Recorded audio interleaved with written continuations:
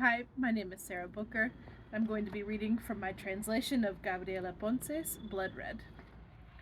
I'm starting about halfway through the novel as our main character is reflecting on her uh, separation from her husband. And she's trying to figure out why it ended. She says, "But nothing's that simple. No explanation is sufficient, and I don't really understand why it ended. I was, I suppose, desiring the end for a long time as a verification of some original suspicion, some inevitable destiny that I imagine was mapped out for me. What's true, I tell her, gathering a little strength, is that during that last wait, I decided to make a list of what we had as a way of settling things. Then I take out the little folded piece of paper, and read. We had a house that wasn't really ours. We had creatures, fetuses and animals, now all dead. We had two cats, animals, now all dead. We had two beds. We had breakfasts, 3,000 at least. We had walks. We had secrets. We had deaths that we cried over together. We had plane tickets. We went and returned. We had obsessions, demons to feed. We had altars, or at least sacred objects. We had an accident. We had robberies. We had a routine, or many, or all of them. We had white noise. We had an operation. We had a wedding party in which we danced to an El Bosque de la China and 90s choreography. You can have it all. We had a joint bank account. We had presents, a dog, now dead. We had an episode of physical violence or two. We had a collection. We had a prize for each of us. Mine was in skating. We had a bicycle. It was stolen. We had illnesses and recuperated from the illnesses. We had a dinner with my stepmother and my dad, the only one I've had with both present in their 30 years of marriage. We had lovers. He had one and I, too. He had one first. I had a man and a woman.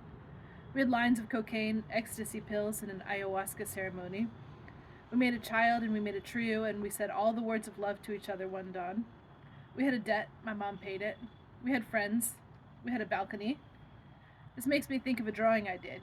He and I in the kitchen, he and I in the dining room, he and I on the balcony, drowning in a fight about something I no longer remember. But poor him, wild animal, trapped in my madness, the snow the only horizon. We had a landscape all our own. We had a marriage counselor. We had a reading group, and one night we held a performance. My breasts were painted red. We also attended a Leonard Cohen concert. We had simultaneous orgasms, almost all of them. We had weeks of not talking to each other. We had a shared martial arts practice. We had 13 boxes of books lost in some mysterious hole in the ocean. We had a tree in front of our window, now tattooed on his chest. I closed the list and said that was it.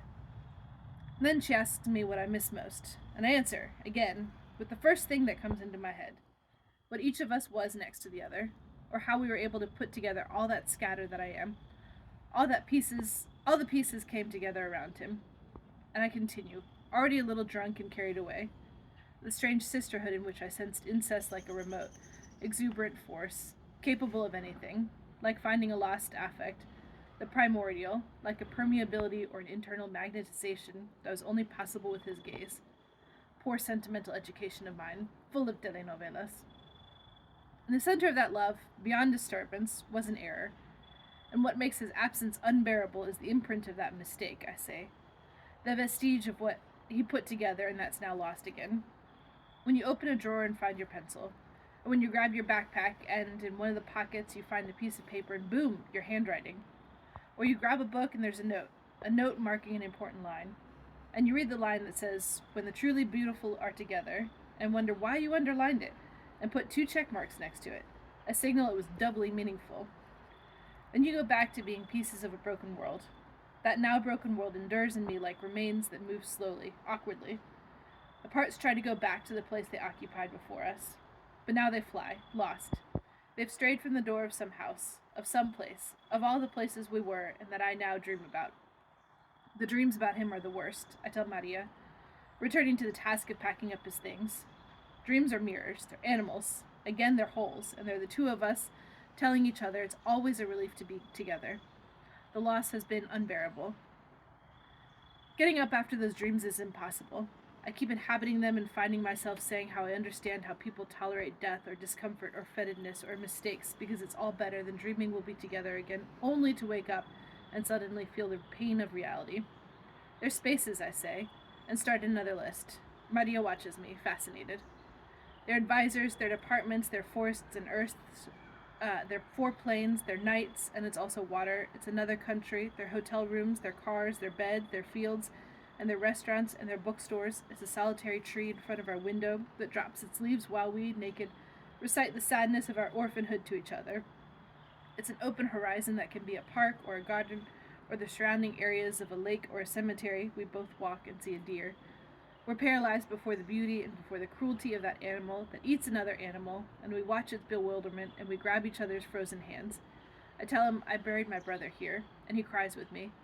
Even though we know we're crossing a foreign land, far from everything we know, and that holding hands is the only possibility for survival.